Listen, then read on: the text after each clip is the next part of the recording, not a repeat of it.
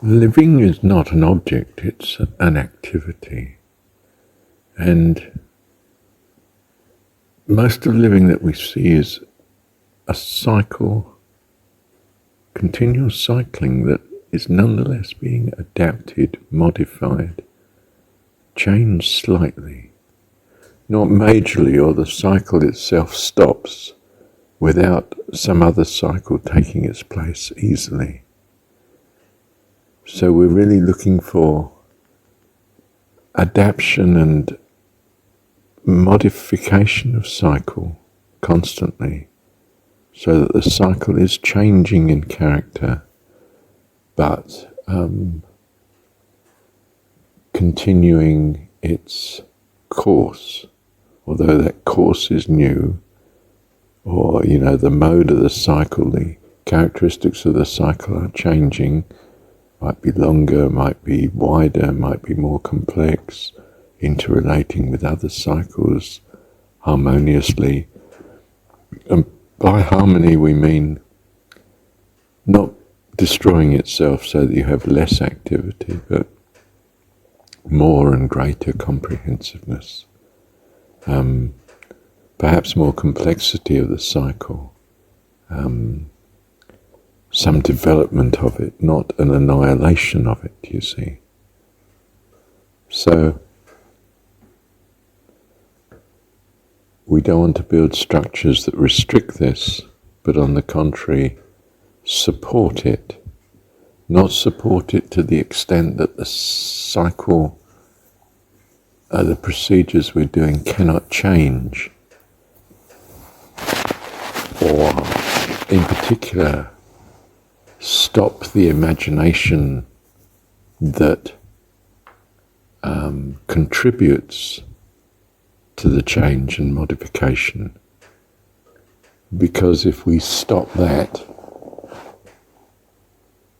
when external events impose on the cycle of living, whatever cycle we have, habits, ways of doing things, procedures, we don't want to be in a situation where we don't have the imagination to correct or gain from such changes, but simply become a victim of them. And conformity in particular can cramp. It can afford and give opportunity for imagination, but it can cramp the imagination and dull its comprehensiveness, which simply slows down the rate of change of adaptation and life, so to speak, but also makes us vulnerable to not being able to handle deteriorations in the cycle, so that the cycle gradually comes to a halt and we're dead.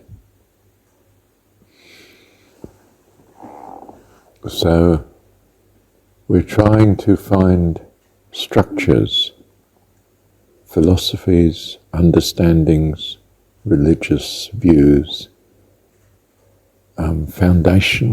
realization of foundation of principles, of guidelines. We're trying to seek out structures and patterns that afford life,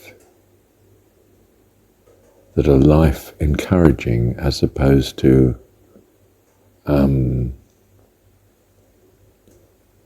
life deteriorating.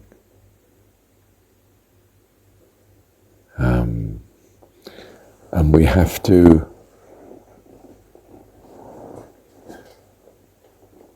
evaluate our technological advances and possible changes that we can make in the light of that. If we don't, then of course we more likely risk destroying life, ourselves, and that around us, destroying the cycles of life rather than enhancing them. So we seek structures in society that are going to do that. We might think it's democracy. We might think it's a certain pattern of justice that will preserve an environment that allows life to flourish and be creative. You know, if we don't have some law of contract being applied in a society, then contracts can't be reliably made, and they're not made, and we lose the advantage of trade and the trade that comes from the double coincidence of wants. You wanting what he wants, he wanting what you want. So we find procedures to make money a substance that's is a facility that will help in the exchange of commodities, goods and services. And we enforce that. We have patterns of law that are being carried out, and procedures and facilities to do that. You know, police and courts and so forth. And our welfare is increased.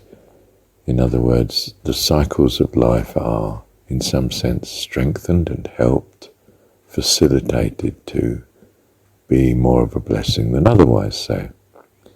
And we have to watch, of course, that such schemes are achieving that. And we want to minimize any negative externalities that arise from such structuring and,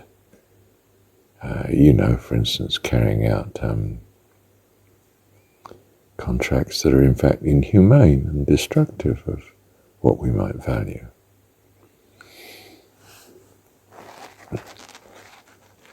So we want to be constantly predisposed to safeguarding not specifically existing structures, but existing structures in a way that can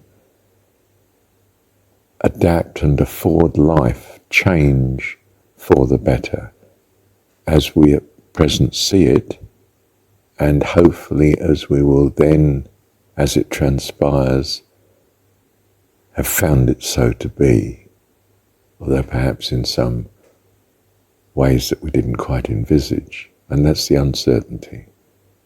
Will there be positive or negative outcomes to such change?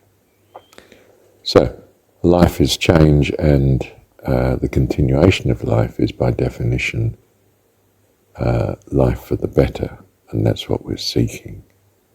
And we're not always clear in our imagination what that will be, and what in reality it comes to be by the steps we then are encouraged to make.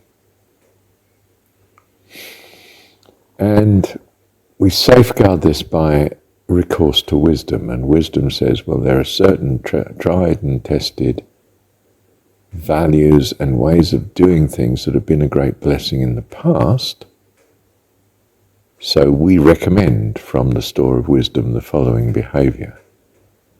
And of course you may, in your wisdom and understanding, review that and say, now,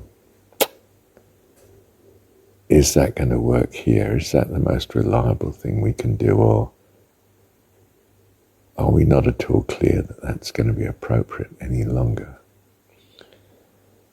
So, for instance, making vows may have been very helpful in giving an opportunity to invest in a known future. I mean, if people kept their vow, their promises. But to keep some promises that turn out in hindsight to be a curse and to be locked into such, no, that's not such a good idea. So we have Jesus, on review saying, but I say unto you, don't make vows at all. You think, well, therefore we can't invest in the future, because, this was giving the assurance we needed. It says, well, you need a certain amount of assurance. So let your yes be yes and your no, no. But more than this cometh of evil. Be careful. So there's a great statement there about don't worship the law. Let the law be of value to you. You're not made for the Sabbath. The Sabbath's made for you, your benefit. My Father heals on the Sabbath, and so do I. If you're going to call that work, well, we break the Sabbath. If you're not going to call it work, well, yeah, okay, you still feel you're keeping the Sabbath, and that's good, probably.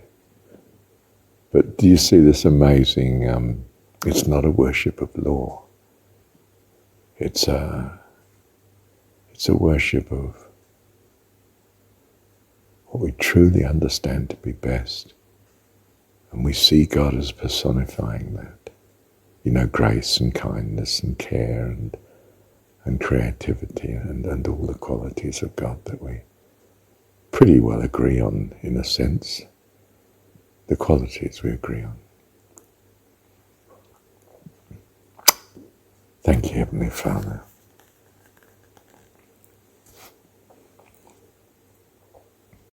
Oh, by the way, you can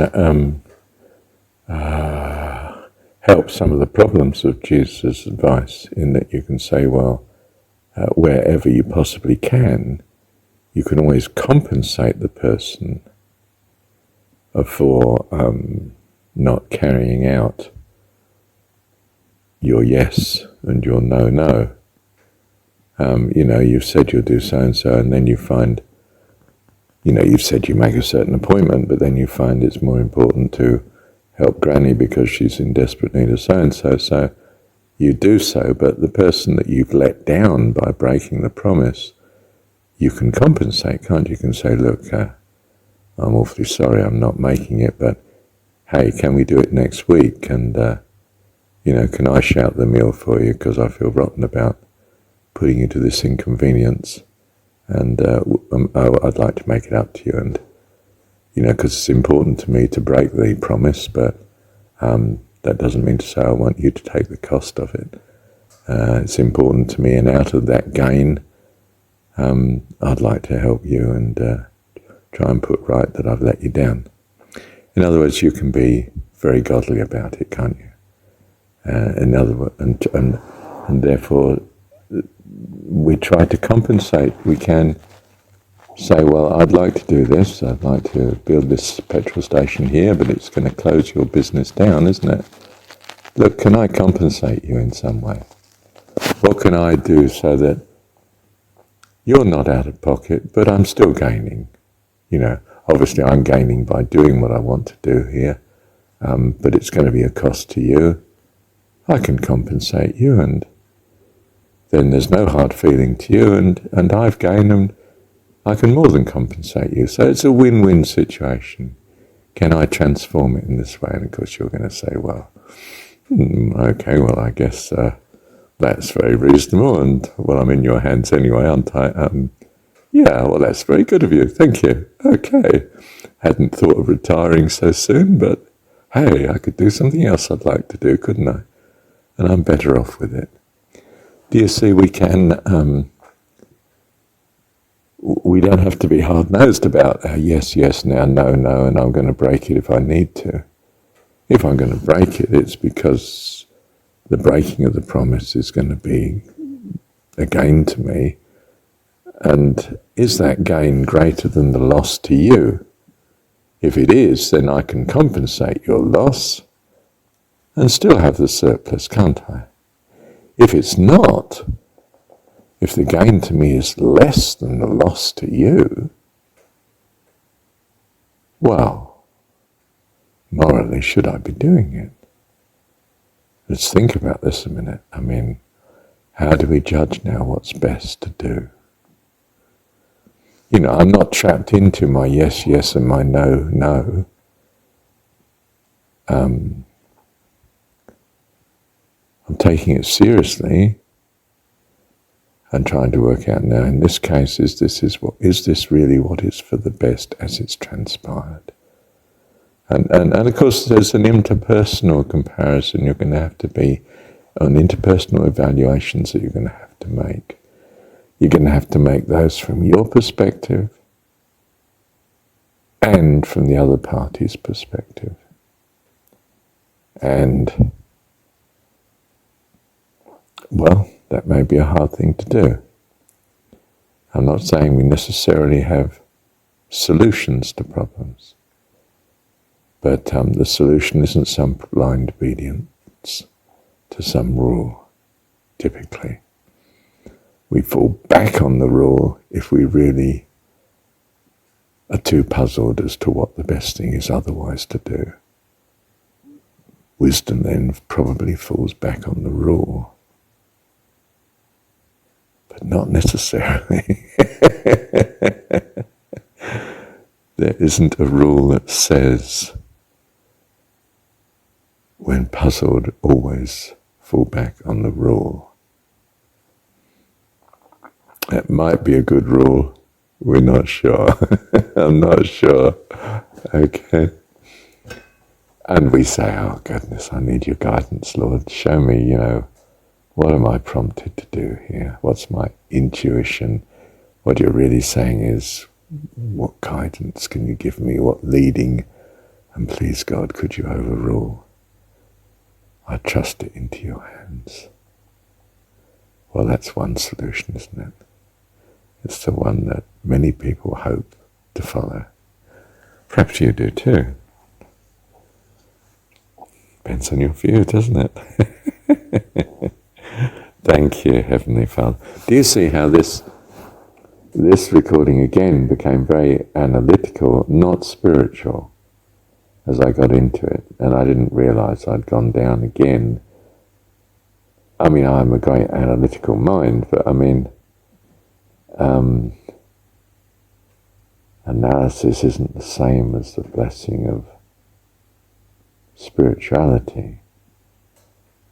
And if we want analysis to be in the employ of inspiration, whereas analysis can so easily be the obliteration of inspiration, and we're left with ongoing procedural analysis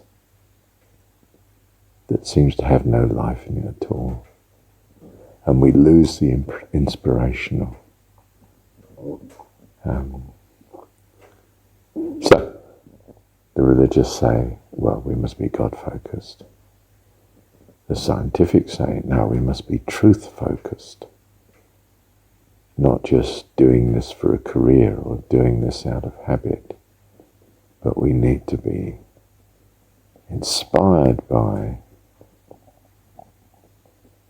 the possible value of understanding something. What's its contribution potentially to life and the richness of life? And if you have that as a scientist, and that's your driving power, gosh, you can be a blessing. Wonderful. Wonderful. And I think you'll find that the pursuit of truth and the love of God, even the love of love, or the love of life, or the love of creation. A lot of paths lead to Rome. I don't know if they all do, but yes. And it's not Rome either. It's something far more magnificent and wonderful than Rome ever was. Though perhaps there was a conceptual understanding of Rome, this in some ways wonderful city compared to it not existing at all.